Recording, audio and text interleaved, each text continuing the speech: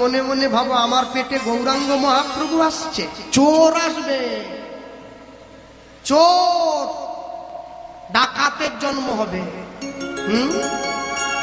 তোমার লজ্জা করেনি? ভারতবর্ষের নারী, ভারতবর্ষের রমণীদেরকে মা বলা হতো কেন?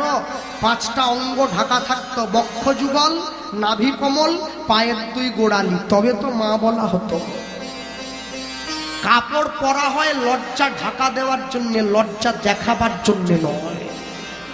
তুমি কি ভাবো তুমি রাস্তার পাশে দাঁড়িয়ে ছোট একটা পোশাক পরে রিলস ভিডিও বানিয়ে ফেসবুকে ছাড়বে, তুমি যখন রাস্তা দিয়ে চলে যাবে পাড়ার চ্যাংড়া ছেলেগুলো তোমায় সম্মান দেবে? আশা করো না। অপমান তুমি নিজে করে দিচ্ছ ওদের কাছে দাঁড়িয়ে। আর সব থেকে বেশি মারাত্মক হচ্ছে মেয়েদের মা বাবাগুলো।